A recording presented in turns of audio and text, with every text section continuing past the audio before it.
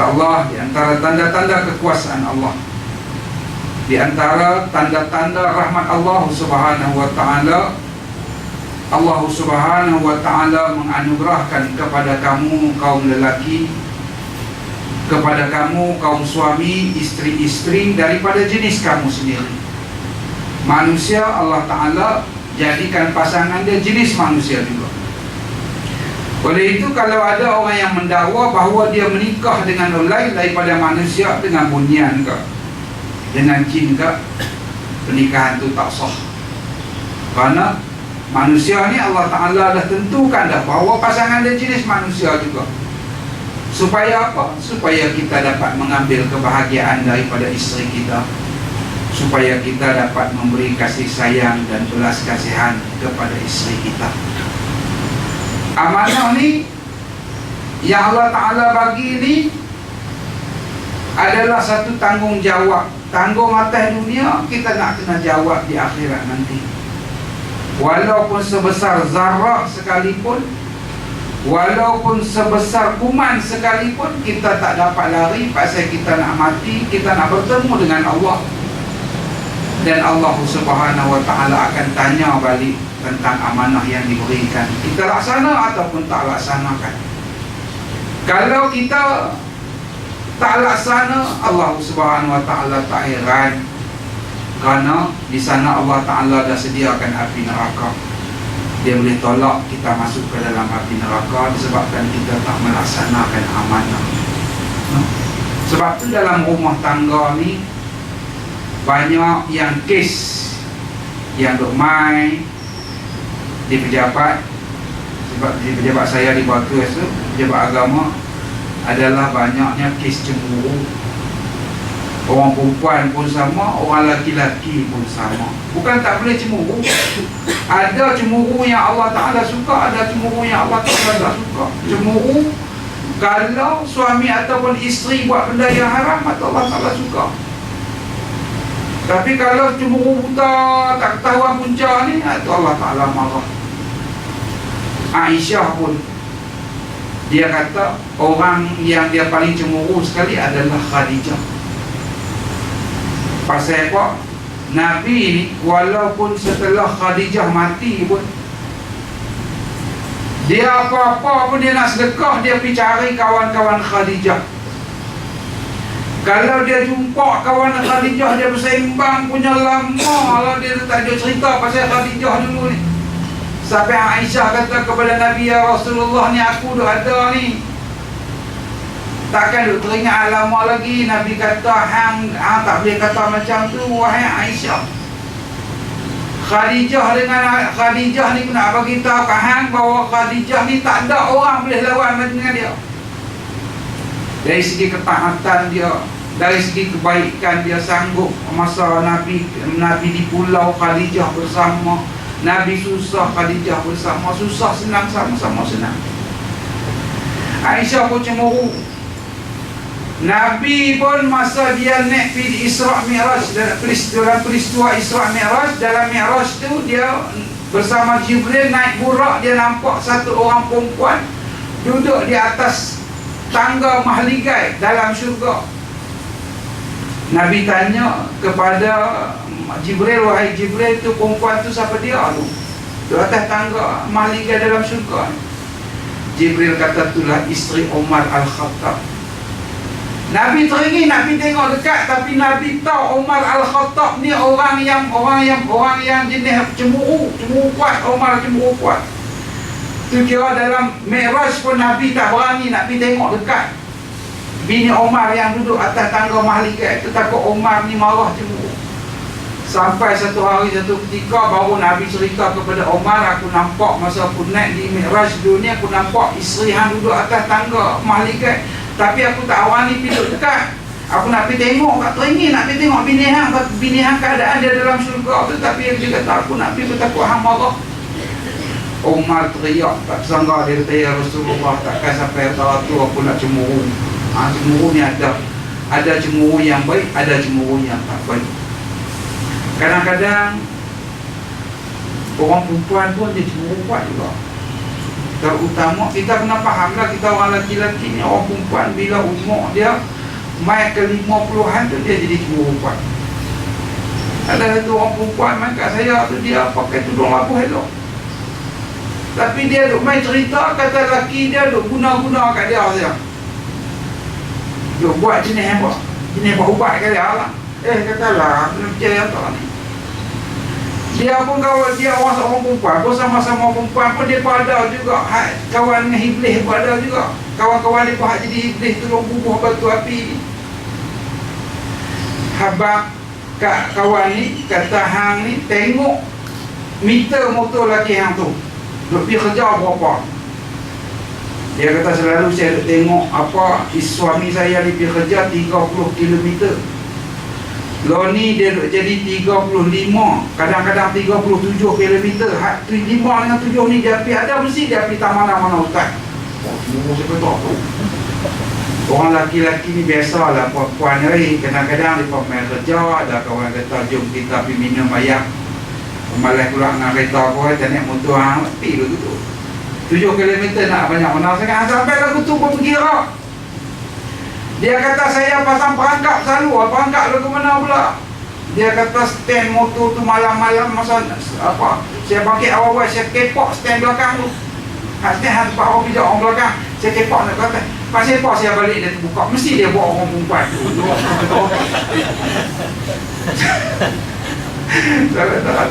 Jadi benda-benda macam ni Allah minta lah. Kita dalam rumah tangga, bila kita ada suami isteri saling percaya mempercayai. Kalau kata jadi juga begitu pun, kita ambil inisiatif macam mana kita fikir bahawa kalau kita cemburu, terlampau cemburu pun tak bawa apa-apa kebaikan kepada rumah tangga kita. Kau dah jadi keruh, bukan kau nak jadi elok, no? Suami pun serupa, isteri pun serupa. Suami pun kadang-kadang kalau dia cemburu ni, dia nak jadi serupa burung gang tu. Kalau boleh dia nak buh bini dia dalam kayu, katuk, tak orang pergi nampak lubang tu, mati kat tu, mati keras dalam lubang tu. Kadang-kadang isteri nak pergi kerja apa semua, suami ni pergi tunggu di tempat kerja, isteri ni pun malu juga. Orang kawan kuasa pejabat bang Musinga hang main tunggu tu. Bukan nak ambil bini balik kerja pun saja, nak main usyar tengok bini tu pun. Sampai saling percaya mempercayai dan saling menghormati. Kita ingat tahu bahawa bila kita berkahwin tu adalah perjanjian kita dengan Allah Subhanahu Wa Taala. Pakat-pakat saling melaksanakan amanah ya Allah Subhanahu Wa Taala. Dan pada hari ini saya berbincang dengan Puan Ruzita, saya nak bercakap tentang mahram. Tentang mahram, tajuk mahram. Pasal apa saya nak bercakap tentang mahram? Dia kadang-kadang kita ni bila kita balik hari raya ke, ataupun kita berjumpa dengan, kita duk kata dia tu mahram kita, kita pergi salam dengan dia. Jadi benda tu membawa kepada dosa. Jadi pada hari ini kita berbincang tentang mahram, no? Okey, tentang mahram ni, pertama sekali mahram kita adalah ibu kita. Ibu kita, bapa kita tu adalah mahram kita. Itu tak boleh nak nafikan lah. Pasal apa?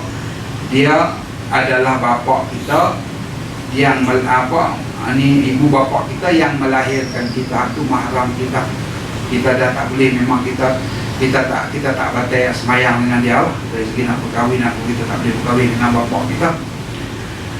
Lepas tu tentang keluarga kita, bapa ataupun ibu kita yang jadi mahram, siapa dia? Naik ke belah atas. Naik ke belah atas. Bapa kepada bapa kita, tok wan kita. Tok wan kita mahram, jadi mahram kita. Jadi kita tak batal sembahyang, ataupun kita laki-laki, tok kita tak batal sembahyang. Isteri tok kita tu, kita batal, suami isteri ataupun suami tok kita tu, kita batal sembahyang tak? Kita tak batal sembahyang. Naik pi lagi, apa dia lagi? tok kepada tok kita, tok nek kita ke apa tu pun semua tu mahram kita. Lepas tu turun mai ke bawah ni siapa dia? Dengan ibu bapa kita, pak menakan kita, mak menakan kita, saudara kepada bapa kita, saudara kepada ibu kita adalah mahram kita. Kita sentuh ya semua aku tak. Tapi kalau suami ataupun isteri kepada mak menakan kita ataupun pak menakan kita, macam mana? Itu bukan mahram kita. Misal kita ada mak menakan, orang perempuan ada mak menakan, suami kepada mak menakan dia tu batal sembahyang. Pasal apa? Dia tak ada hubungan darah dengan kita. Dia cuma dia jadi apa? Dia jadi ambil-ambilan. Pasal dia jadi adik beradik kita sebab dia berkahwin dengan mak menakan kita. Sepupu kita macam mana? Anak kepada mak menakan kita, anak kepada pak menakan kita, bukan mahram kita. Bukan mahram kita. Kadang-kadang benda ni duk jadi macam tu. Isteri kita tu ingat kata sepupu tu mahram dia. Pagi masuk dalam rumah, tak ada suami masuk dalam rumah, berdosa. Haram hukum dia. No? Hari raya pergi salam dengan sepupu, haram hukum dia. No? Lepas tu dah kata sepupu apa semua turun pak menakan, turun pi kepada kita ni, kepada kak kita apa semua, kak dengan kak ataupun apa, saudara kita pula. Tentang saudara kita. Kita ada adik ataupun kita ada abang, kita ada kakak ataupun kita ada adik, itu pasal dia saudara kita tak batal sembahyang. Isteri dia macam mana? Suami dia macam mana? Isteri dia, suami dia batal sembahyang dengan kita. Pasal apa? Isteri kepada adik kita asal dia orang asing. Lepas tu dia cuma pasal dia bersambut dengan adik kita ni pasal dia pun menikah. Jadi dengan isteri adik kita batal sembahyang. Kalau adik kita mati, isteri dia kita boleh menikah balik dengan dia. Jadi mana kata dari segi aurat kita kena jaga. Kadang-kadang kita masa hari raya tu dalam rumah mak kita tu duduk ramai-ramai apa semua tu, kita bab aurat ni kita tak jaga. Kita ingat kata adik ipar ni pun tak apalah, adik ipar adik kita juga, dia bukan mahram kita. Bukan mahram kita. Anak menakan kita pula macam mana? Anak menakan kita tu adalah mahram kita. Anak menakan kita semua mahram kita. Tapi suami ataupun isteri anak menakan kita bukan mahram juga. Ya, dia terbalik. Dia pasal apa? Pasal asal dia tu bukan bersangkut darah dengan kita, ada pertalian dengan kita. Tapi bila dia berkahwin dengan anak menakan kita, dia jadi anak menakan kita. Tapi tentang aurat kita tak boleh pasal apa? Pasal dia jadi dia bukan asal daripada darah kita. Lepas tu yang nak kata tadi ni, saudara, kalau kata ni anak saudara 7, sepupu anak dia, okey. Anak tiri pak kita macam mana pula? Anak tiri. Misal kata kita, misal saya kata bapak kita. Misal kata kita kahwin dengan satu orang janda yang ada anak perempuan. Kita menikah dengan janda tu dah ada anak perempuan tapi dengan suami yang dulu. Bila berkahwin dengan kita, maka anak tu jadi anak tiri kita. Anak tiri kita, dia jadi mahram kita. Sofa juga kalau orang perempuan pun dia menikah dengan satu duda tu ada anak laki-laki, maka anak laki-laki itu adalah jadi anak tiri dia, tak batal sembahyang. Tapi kalau menantu dia nak ni suami ataupun isteri kepada anak tiri dia macam mana? Itu batal sembahyang, bukan mahram. Tengok selalu orang yang ada anak tiri ni, anak tiri dia tak batal sembahyang dengan dia. Lepas tu suami ataupun isteri kepada anak tiri dia, dia pukul borong sama saja. Mai raya salam, mai salam dengan mak cik, mai salam dengan pakat salam ni, haram hukum dia berdosa. Pasal dia bukan mahram kita. Macam mana pula kalau sekiranya satu orang janda berkahwin dengan satu orang duda?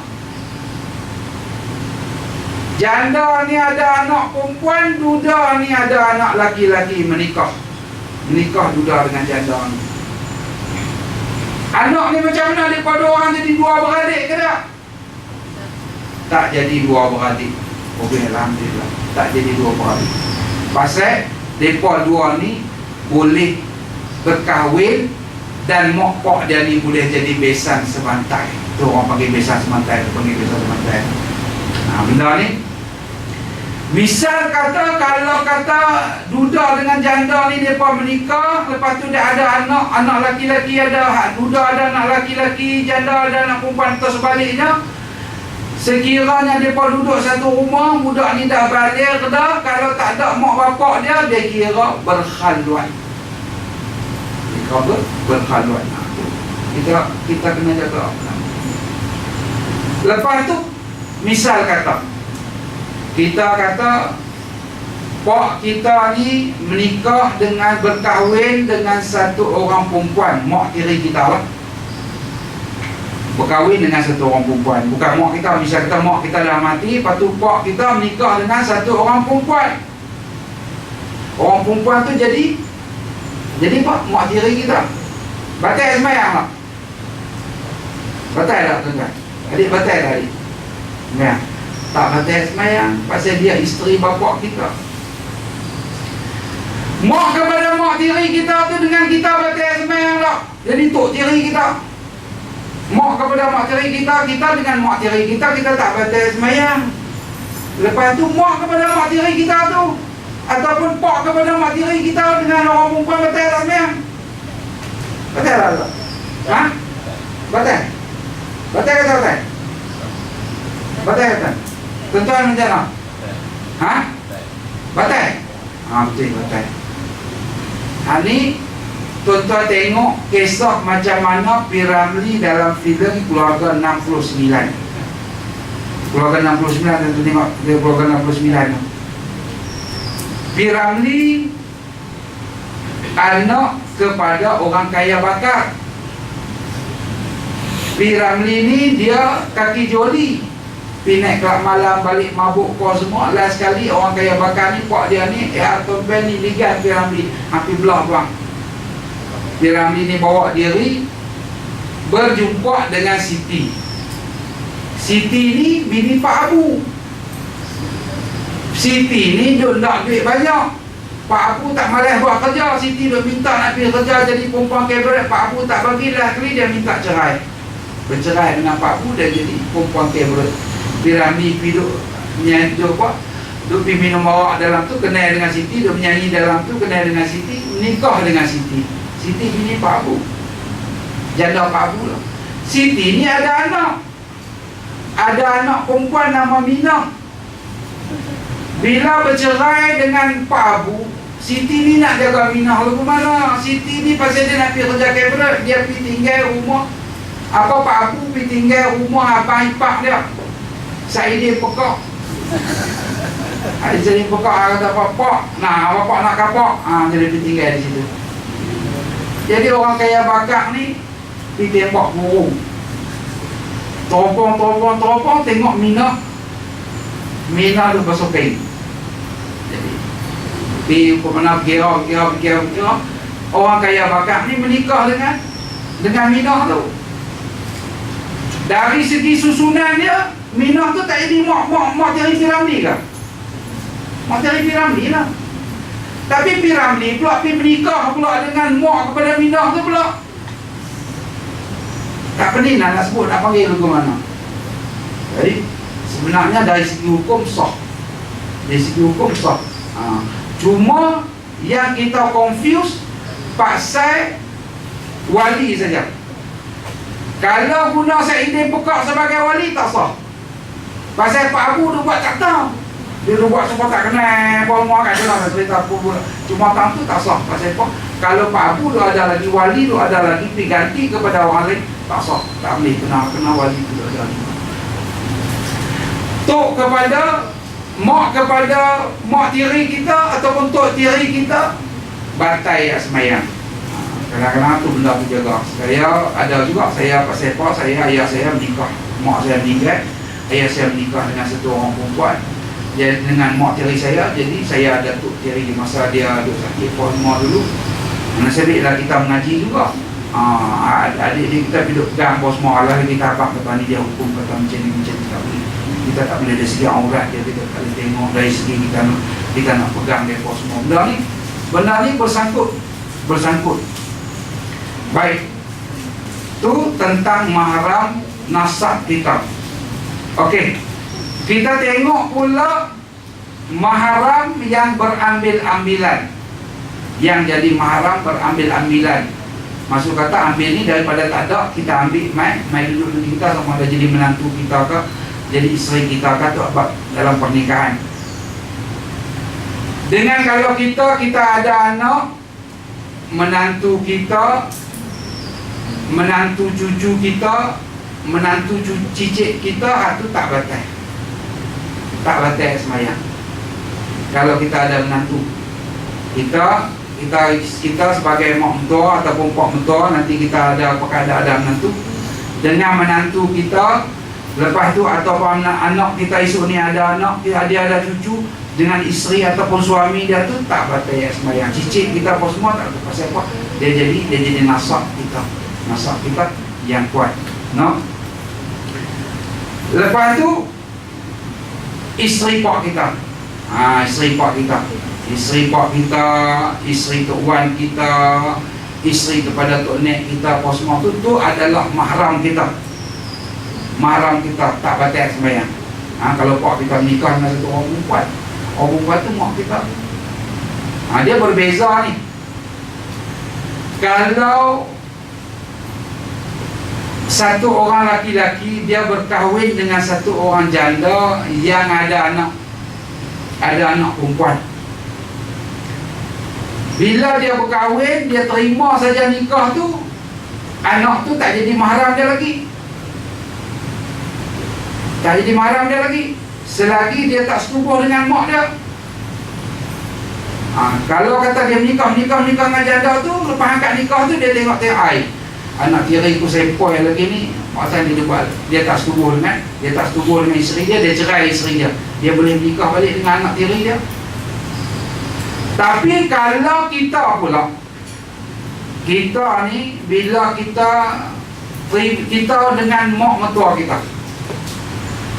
bila kita terima saja nikah, aku terima nikahnya, terima saja tu, mak mentua kita tu dah jadi mahram kita. Mak mentua ni kita dah tak boleh berkahwin dengan dia untuk selama-lamanya. Tak boleh. Mak mentua ke, pak mentua ke, tak boleh. Poblasik ada satu kes pak mentua menikah dengan menantu. Pasal anak dia mati. Anak dia lelaki mati, tinggal menantu. Lepas tu dia hantar lepas semua. Lama-lama dia kata payah-payah dia menikah. Dia menikah dengan menantu dia balik. Menantu dia jadi macam anak kita lah. Dia jadi anak kita. Tak boleh kita menikah dengan dia untuk selama-lamanya. Okey. Tak sah. Pernikahan tu tak sah. Menikah dengan menantu mana boleh, tak boleh. Bila anak kita tu dah bersetubuh, dah terima nikah dia dah dengan pak mentua sebelum dua-dua pihak ni, dah jadi keluarga dia lah. Jadi macam mana lagi?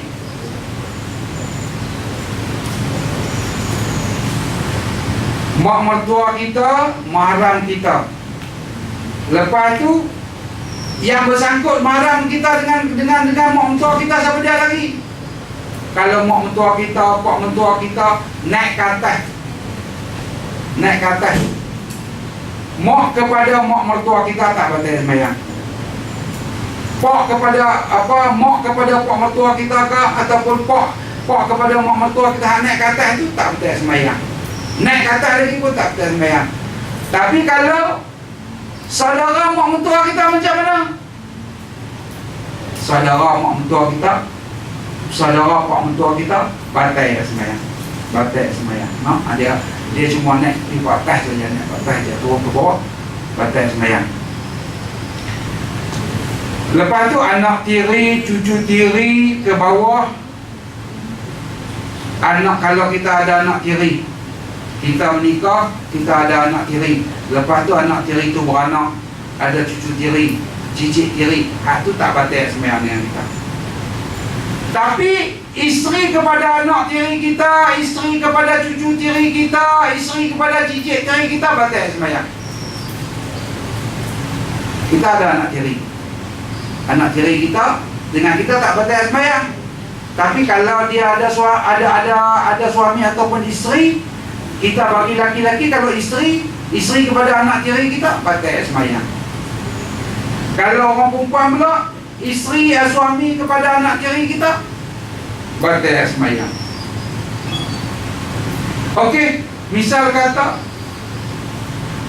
kita ada anak perempuan, menikah dengan satu orang duda. Duda ni dah ada anak lah. Ada anak perempuan, misal kata ada anak perempuan, menikah dengan anak kita. Dengan anak kepada menantu kita tu, duda tu jadi menantu kita lah. Bila menikah dengan anak kita, duda tu jadi menantu kita. Duda tu ada anak. Anak kepada duda tu dengan kita macam mana? Jatuh pakat macam mana? Cucu tiri macam mana? Batal sembahyang ke tak? Batal ke tak? Batal sembahyang. Dia bukan ada pertalian dengan kita apa. Duda tu, anak tu daripada isteri yang dulu. Dia menikah dengan satu orang perempuan tu mati atau perempuan tu cerai, dia ada anak. Lepas tu duda tu main menikah pula dengan anak kita. Menikah dengan anak kita, lepas tu duda tu baru main sekali dengan anak dia pun ada. Duduk sekali dengan kita. Kena ingat, itu tu bukan mahram kita. Itu tu bukan mahram kita. Kita sentuh dia pun batal sembahyang, dia sentuh kita pun batal sembahyang. Kita tengok aurat dia pun haram, dia tengok aurat kita pun haram.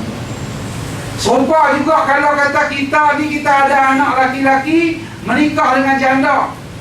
Kita orang laki-laki, anak kita yang laki-laki ni menikah dengan janda. Janda tu dah ada anak lah, anak perempuan ke anak laki-laki. Lepas tu menikah dengan anak kita ni, janda tu menikah dengan anak kita. Lepas tu pun mai sekali anak-anak duduk sekali dengan kita lah. Mai duduk sekali dengan kita. Anak tu bukan mahram kita. Kena jaga. Kadang-kadang benda-benda macam ini, kita bila kita sakit, cucu tiri kita main duk pegang kita ada yang semayang. Kita kalau boleh, kita nak mati itu mati dalam masa nak hembus nafas terakhir itu dalam ayat semayang. Cucu tiri kita main pegang apa semua haram. Kita tengok aurat dia pun haram. Sebab itulah dari segi pengambilan anak angkat pun kita kena jaga. Orang lebih anak angkat,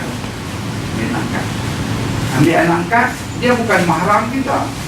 Tak kira lah. Kalau kita ambil anak laki-laki, anak angkat laki-laki, main duduk dengan kita, dengan isteri kita, batal sembahyang. Dengan anak perempuan kita, batal sembahyang. Isteri kita tengok aurat dia pun batal. Dia tengok isteri aurat dia tengok aurat isteri kita pun haram. Isteri kita tengok aurat dia pun haram. Kalau kita ambil anak perempuan, kita sentuh dia batal sembahyang, kita tengok dia aurat dia pun haram, dia tengok aurat kita pun haram. Hari-hari kita buat benda haram, kita jadi orang yang fasik. Apa dia fasik? Orang yang melakukan dosa besar. Kalau kata orang macam orang tu, walaupun dia tu imam sekalipun, kalau dia jadi saksi, tak boleh terima sebagai saksi.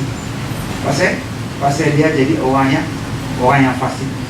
Sebab tu kita ni, dalam kita nak ambil anak angkat ni, seeloknya kita cari budak tu tak sampai 2 tahun. Cari budak yang tak sampai 2 tahun. Lepas itu kita nak buat apa? Nak bagi jadi mahram kita, kita bagi susuan, bagi susu. Sama ada susu kita sendiri ke ataupun susu saudara kita. Susu kita sendiri pun boleh lah ni, tak ada masalah. Kalau ni boleh pergi injection. Injection dia ada susu. Tu macam Misha Omar. Misha Omar dia bukan kahwin gimana tu. Dia tak kahwin. Dia ada anak angkat. Dia bagi susuan, bagi susuan. Bila bagi susuan, maka anak tu jadi anak dia. Tak batal sembahyang dengan dia. Tak sebatal sembahyang dengan keluarga-keluarga Misha Omar kau semua. Anak susuan ni bila kita ambil, dia jadi serupa anak kita. Jadi macam mana anak kita tu dengan pak menakan dia apa semua tu, itu tak batal sembahyang. Jadi macam-macam keluarga kita. Cuma yang masalah satu saja. Bila Misha Omar ni berkahwin dengan satu orang laki-laki esok, budak ni hanya jadi mahram dengan suami Misha Omar disebabkan kawan tu adalah bapa tiri dia saja. Jadi bapa tiri saja. Tak jadi bapa susuan. Pasal apa? Susu Misha Omar tu bukan datang daripada perhubungan di antara laki-laki dengan perempuan. Jadi anak angkat tadi ni, anak Misha Omar tadi ni, dia boleh bersangkut sampai sekat mana saja. Dia bersangkut setakat suami itu saja. Pak suami macam mana? Dengan pak suami tak ada, pak suami dia esok ni tak ada bersangkut pak. Tak, bukan mahram dia sentuh batal sembahyang semua setakat tu saja. Pasal dia jadi pak tiri. Dia jadi pak tiri. Di bab mahram ni kita kena jaga. Pasal apa? Kita takut kita tersalah dalam kita nak menikah pun sopa. Kalau menikah kita takut terkena mahram kita. Lebih-lebih lagi dari segi aurat. Dari segi aurat kita kena jaga. Sebab tu dia berbeza dengan orang yang anak zina.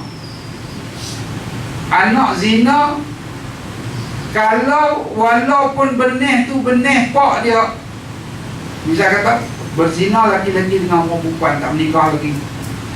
Selepas mereka mengandung, mereka menikah, lepas tu beranak, anak tu, kalau suami tu, lelaki tu tak berkahwin dengan perempuan tu, anak tu boleh, kalau anak tu perempuan, boleh menikah dengan pak tiri dia. Boleh menikah dengan pak zina dia tu. Dengan pak zina. Cuma yang tak boleh menikah pasal apa? Pasal bapak yang berzina tu berkahwin balik dengan mak dia. Berkahwin dengan mak dia, jadi pak tiri. Jadi bila jadi pak tiri, kadang-kadang kita anak zina ni, anak luar nikah ni, keluarga sebelah laki-laki jaga. Seluruh keluarga sebelah bapak zina dia tak ada bersangkut apa-apa. Tak bersangkut mahram langsung. Sebelah keluarga bapak zina dia tu, dia bersangkut dengan bapak zina dia tu sebab bapak zina dia tu menikah dengan mak dia. Jadi pak tiri. Dengan hak keluarga sebelah bapak dia, sebelah bapak zina dia, tok wan ke, pak menakan apa semua, itu semua bukan mahram dia. Kadang-kadang kita boleh tengok anak luar nikah ni dijaga oleh keluarga laki-laki. Bila dijaga oleh keluarga laki-laki, bahaya. Bahaya macam mana? Dari segi kita bersentuh dengan dia, batal sembahyang. Dari segi kita tengok aurat pun semua. Sebab tu anak zina ni dia hanya dihubungkan kepada keluarga perempuan dia saja. Okey, setakat ni ada apa-apa soalan? Saya takut pinjau begini. Ada apa soalan? Ada soalan apa-apa? Ya. Okey.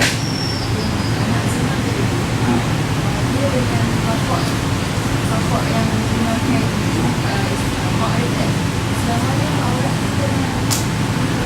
Okey. Dia dengan bapak dia tu, kalau bapak dia tu berkahwin dengan mak dia, pak tu jadi pak tiri. Boleh, pak tiri tak apalah, pak seri dari segi aurat tak apa. Tapi kalau bapak tu, bapak zina dia tu tak berkahwin dengan mak dia ni pergi menikah dengan pak sanggup alai, maka bapak ni esok ni boleh menikah dengan anak ni. Dia tak dihormati Anak zina ni dia tak dihormati. Okey, dah pasal.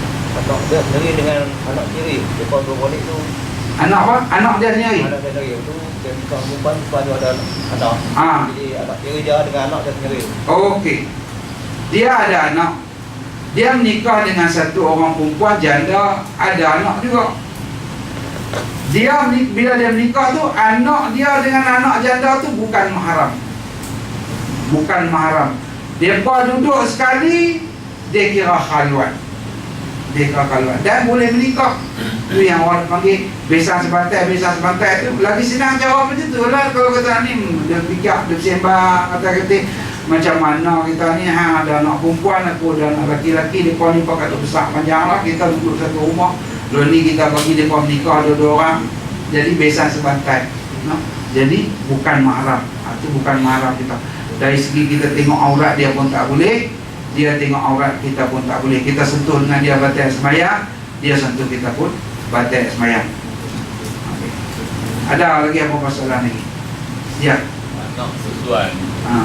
Belah mak kan, di bawah mak tu. Ha. Mak makan kan. Ha. Anak-anak pada di bawah mak tu kan. Okey. Anak susuan.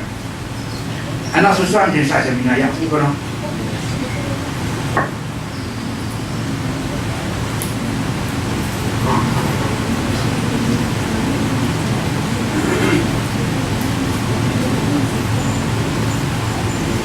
Anak susuan ni, bila kita ambil satu budak untuk kita jadikan anak susuan, dia setakat budak tu saja.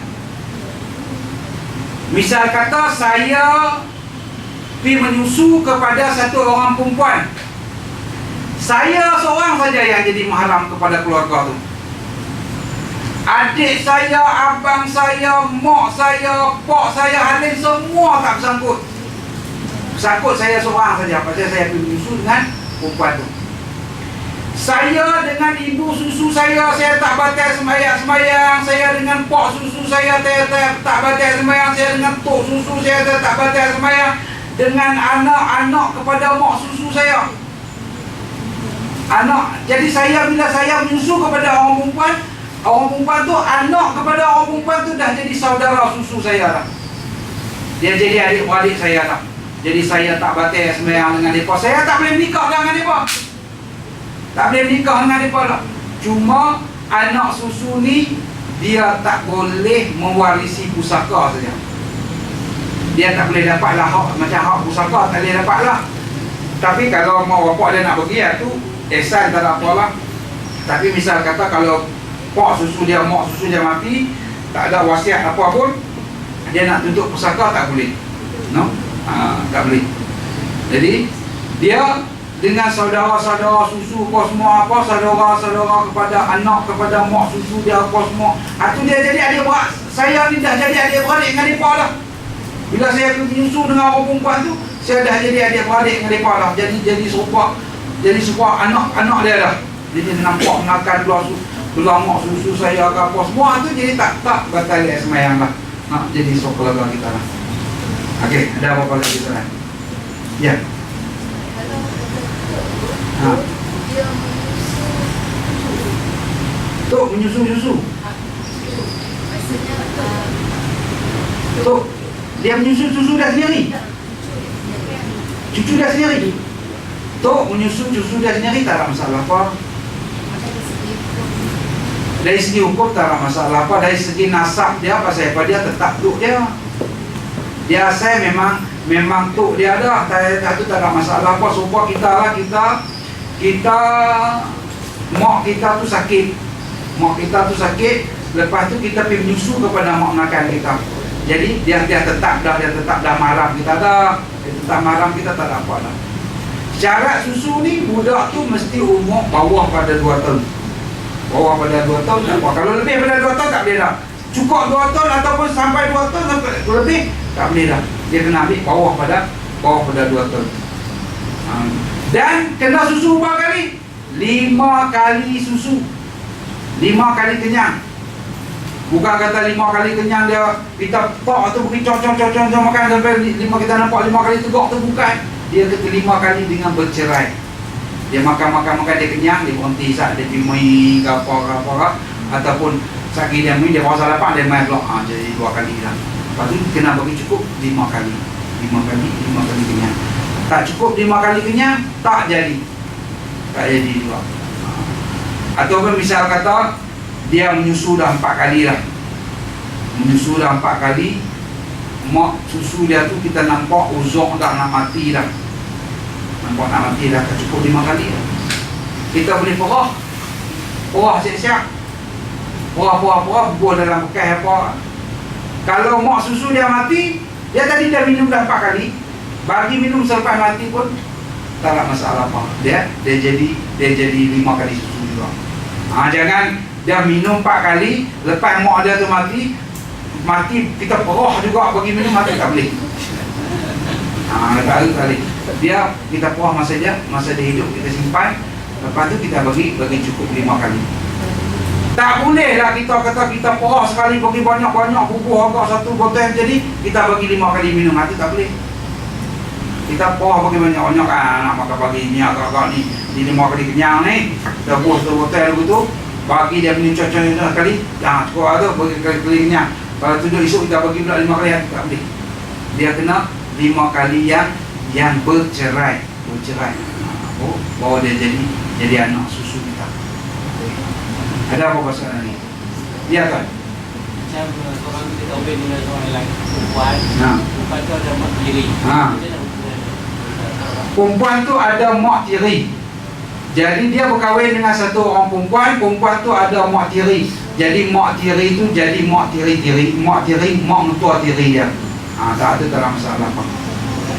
Ada tak ada apa. Okey, kecuali lagu ni. Perempuan tu dia menikah dulu dengan suami dulu. Jadi dia ada mak mentua lah dulu ni. Lepas tu suami dulu ni cerai dia ke, ataupun suami dulu ni mati. Jadi dia main nikah dengan kita. Kita dengan bekas mak mentua dia dulu batal sembahyang. Malah kita boleh, kalau kata kita menikah dengan dia, lepas tu kita pergi ambil bekas mak mentua dia menikah sekali dengan kita pun boleh. Duduk sekali dengan dia pun boleh. Misal kata satu orang perempuan, dia dulu dia menikah dengan satu orang suami tu mati, dia ada mak mentua lah, bukan mak mentua lu ada lah. Jadi kita menikah dengan dia, lepas tu kita tengok air bukan mak mentua dia pun steady lagi ni, kita minang bukan mak mentua dia lah. Jadi madu dia duduk dengan kita sekali, boleh, tak ada masalah. Pasal apa? Dia bukan dia tak ada hubungan apa dengan kita, boleh, tak ada masalah. Okey, ada apa masalah puan?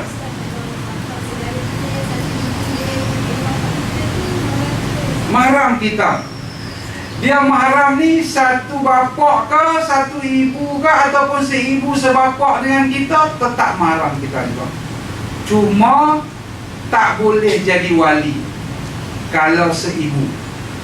Dia nak jadi wali ni, dia mesti seibu sebapak ataupun sebapak. Jadi wali tak boleh. Macam sepupu kita tadi ni, sepupu kita bukan mahram kita, tapi kalau tak ada orang lain dia boleh jadi wali. Dia boleh jadi wali. Dia antara termasuk dalam nasab kita. Kadang hal ni orang duk confuse ni. Orang kata tu sepupu boleh jadi wali, dia mahram kita lah. Mahram lain, wali lain. Mahram lain benda yang berbeza, wali benda yang berbeza. Walaupun dia sepupu kita, tapi dia bukan mahram kita. Kalau tak ada orang lain, memang dia boleh jadi wali. Tapi tentang mahram ni tetap kena jaga. Pasal apa benda ni? Dia bagi kesan yang besar. Kesan besar dia. Misal kata kita satu orang perempuan, kalau dia membenarkan bukan mahram memasuki rumah dia tanpa suami dia jadi dosa besar. Tambah pula kalau suami tak redha, maka Allah Ta'ala akan melaknat dia. Maksud dia, benda ni kita duk sangka Allah kecil saja. Tapi benda ni sebenarnya besar. Okey, ada apa pasal lagi? Ya kan? Tak apa. Pasal wali. Wali tu memang pasti kita wali tu dia pasti. Okey. Maksud fasik ni dia minum awak. Okey, fasik ni, antara fasik ni wali ni dia melakukan dosa besar. Fasik, masuk fasik itu melakukan dosa besar ataupun dia melakukan dosa kecil yang berterusan. Minum arak, tikam nombor, berjudi, berzina, itu semua itu dosa besar. Kalau dia nak jadi wali tak sah. La nikahan illa biwaliyin wa syahidai adlin. Tak sah nikahan tu melainkan dengan saksi wali dan 2 orang saksi yang adil.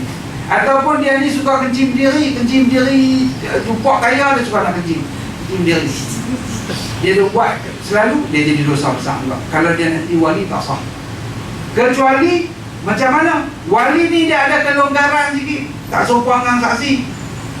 Wali ni kalau dia, kita panggil dia mai tuan bertaubat di atas dosa-dosa yang lalu.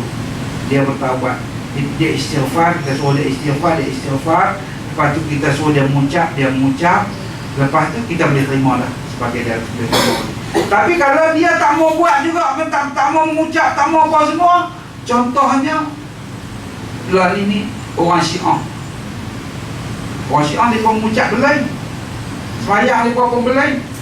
Di tempat kami ni banyak Syiah. Syiah ni dia tegak. Kita biar dia kata tak mau saya nak mati dalam Syiah. Dia kata kita hampa sunnah hampa ambil di mana sunnah? Tegang. Dalam rumah dia kita pergi gambar Nabi Muhammad pun ada. Nabi Muhammad pun ada. Apa enggak kalau dah duduk tak kursi roda ni? Dia kata tuan-tuan bertaubatlah, kita bertaubat tuan jadi wali. Saya nak bertaubat apa saya duduk di pihak benar hampa bila tak betul. Dalam keadaan macam tu kita macam mana? Kalau dia tak mau bertaubat, berpindah kepada orang lain. Kalau dia ada anak, berpindah kepada anak dan kepada anak lain. Tapi kita masalah kita ni, kita di Malaysia ni, kita syariah ni dia duduk di bawah enactment sivil, duduk di bawah akta besar pada enactment. Jadi kalau kita misal kata kita pitukar kepada wali lain, mereka ni orang Syiah ni, mereka ada dana kuat. Mereka bawa kes ni pergi ke mahkamah sivil. Pak siapa yang pergi tukar kepada wali lain? Macam mana, apa kita nak kata dia, kita nak kata dia bukan Islam. Tak ada akta, kita tak ada akta. Kita cuma enactment. Jadi masalah kita macam tu. Cuma jatuhlah kalang kita guna secara ni lah, tukar pergi kepada orang lain lah. Tak boleh dia memang tak boleh jadi wali lah. Saksi lain, saksi dia tak lagi saksi. Sebab tu kalau orang nak suruh kita jadi saksi, kita kena tanya tengok diri kita layak ke tak jadi saksi dari pernikahan. Pasal apa? Saksi kalau dia tak adil, dia orang yang fasik ni tinggal sembahyang fasik. Kalau dia jadi saksi tak sah. Pasal apa? Saksi ni kita kena tengok dia tempoh dia setahun. Misal kita kata tuan-tuan nak ambil saya sebagai jadi saksi. Dulu saya tikam nombor. Lepas tu ni saya dah lah, kita tinggal nombor lah. Saya pun dah nampak duk main masjid kau semua lah. Tak boleh pakai saya lagi. Kena tunggu setahun. Kita perhati setahun, lepas setahun dia dah tak tikam nombor, dia pun sembahyang tak tinggal dah. Oh, kita boleh ambil jadi saksi. Boleh ambil jadi saksi. Dia tidak ketat sikit. Wali boleh ni lagi. Cuma baru ni saya ada pergi buat lawatan ke Thailand, ke Songkla, Majlis Agama Islam Songkla. Ramai sana, kita tengok ramai. Saya selalu pergi jumpa kadi-kadi di sana. Tengok orang Malaysia ni banyak dikahwin di sana. Jadi di sana tu dia undang-undang dia tak apa ketat macam kita nak poligami ni, siapa apa boleh poligami. Kita di Malaysia ni kita ketat sikit. Tapi macam mana pun kalau mereka buka di sana dengan kadi-kadi yang diiktirafkan oleh kerajaan Malaysia, kita boleh buat pengesahan di Malaysia ni, tak masalah apa. Okey, ada apa soalan lagi? Tak saya lapor. Ya.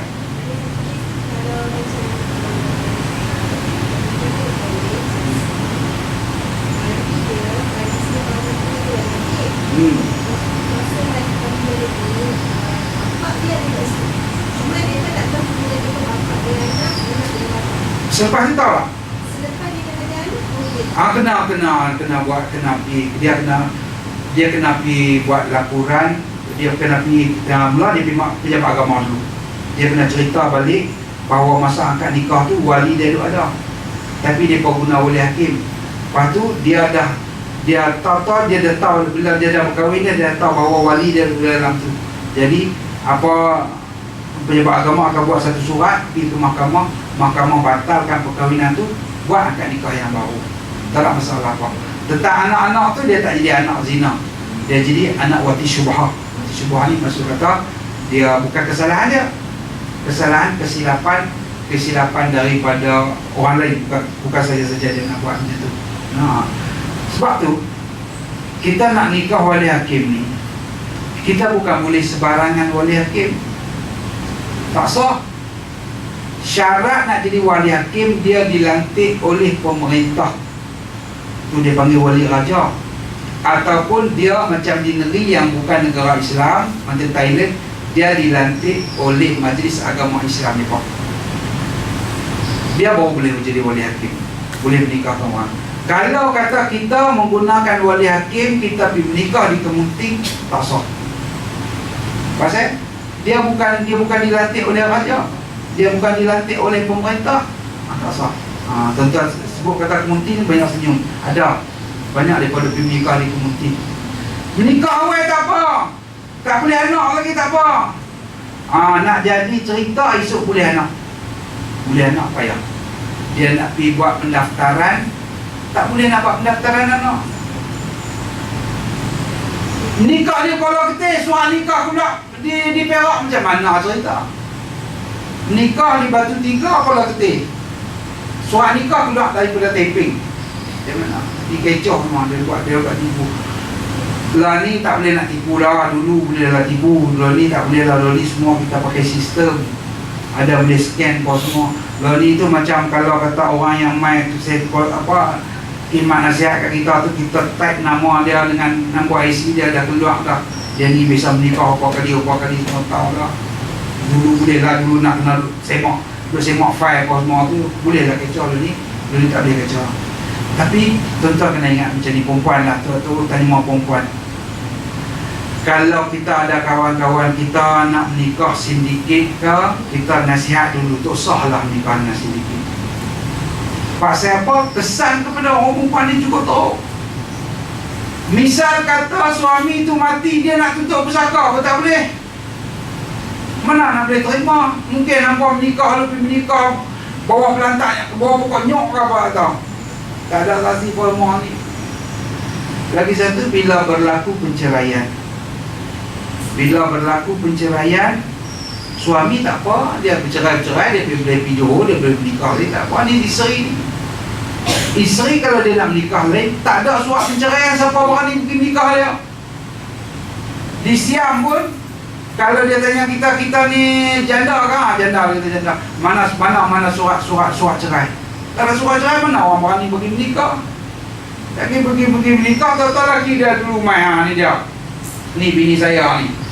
Satu isteri, poligami, 2 lelaki. Mana boleh? Dia benda ni dia bagi kesan yang besar kepada keluarga jangan. Lagi satu, kalau kata dah nak juga pergi menikah di Siam, buat bagi elok-elok. Kalau misalnya kata kita berkenan ke lelaki orang ke apa semua, nak pergi menikah, mana nak tahu benda ni cinta itu buta, dia tak kenal dia lah. Kita berkenan ke lelaki orang ke apa, kita nak nikah di Malaysia ni payah, poligami payah. Kadang-kadang saya tu ada satu kawan saya, dia dulu mengaji sekali dengan saya, nama Ibrahim.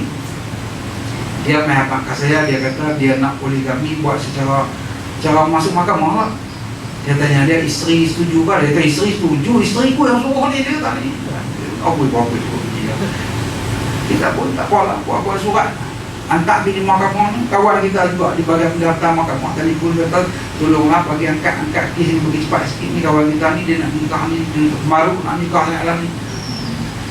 Bila angkat kes main, sebelum nak nikah tu dia akan panggil isteri tua main ni. Isteri tua pun main. Bahagian kaunseling pula di mahkamah orang perempuan.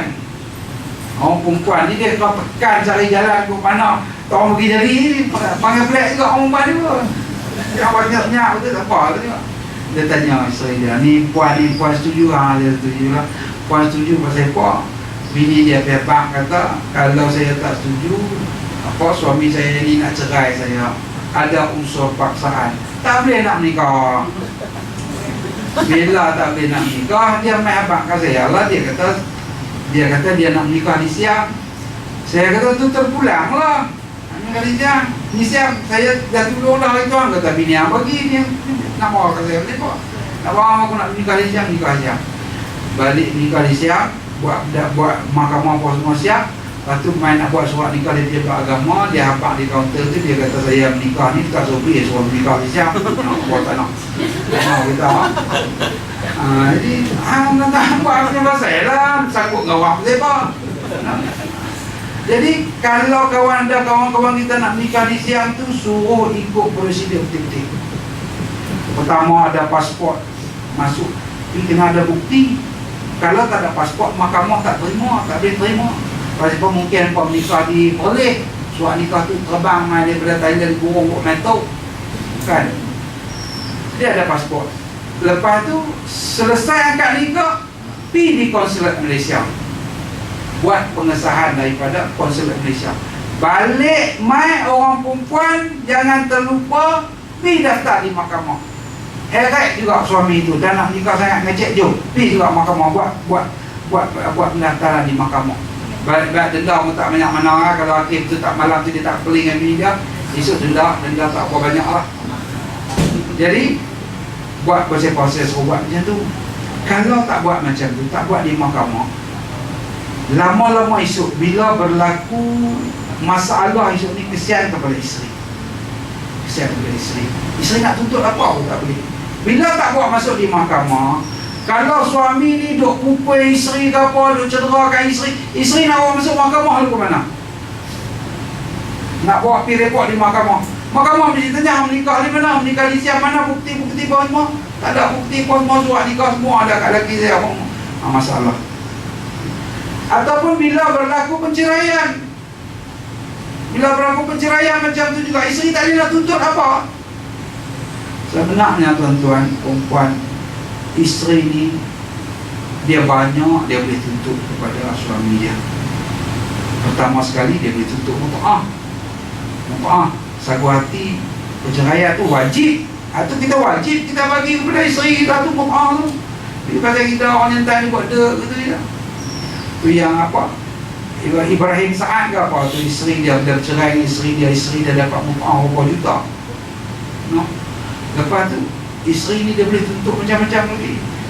Kira kita nak bagi nafkah kat isteri kita dah bawa balik tepung saja pun tak jadi, isteri pun boleh tuntut juga tu. Upah dia pulih tepung, upah dia goreng cucuk, upah dia masak nasi, banyak benda ni.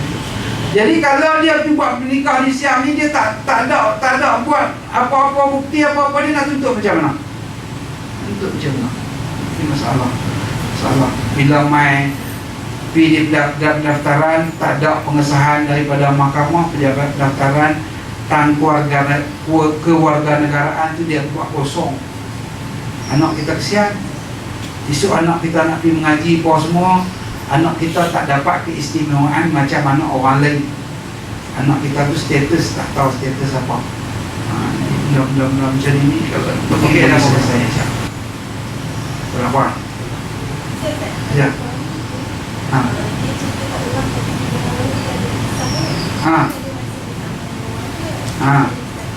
Oh, dia macam ni. Kalau dia kata kepada orang, ada orang dia kata kepada orang, dia kata aku dengan bini aku dah bercerai dah, jatuh tak? Jatuh tak? Dia kata aku dengan isteri, orang tanya dia, dengan bini macam filem-filem ni masa-masa mana tu, dia balik ke rumah tipah, dia kata dia dengan anak nunu dia bercerai dah, jatuh tak? Sopa juga kita orang tanya kepada kita, dengan bini yang macam mana? Aku dah bercerai dah, jatuh tak? Cerai tak boleh main, tak boleh. Kecuali dia kata berpisah, aku dengan isteri ku ni berpisah dah. Dia pertekanan yang sore bercerai ataupun talak, itu tu tak bergantung kepadanya. Kalau dia kata aku dengan isteri ku ni berpisah lah, kita kena tanya niat dia pula. Niat masuk hang berpisah tu ada niat macam mana. Kalau ada niat bercerai, jatuh talak. Kecuali kalau orang tanya, hang ni macam mana, hang apa, misal katalah orang dia pergi belah Taman Pelangi tu, pergi bakar bakso sana, jumpa dengan perempuan Indonesia nak kaitan dengan dia, tanya dia, mas sudah kahwin ke belum? Belum. Tu tak ada talak. Pasal apa? Dia bohong betul dia. Tu.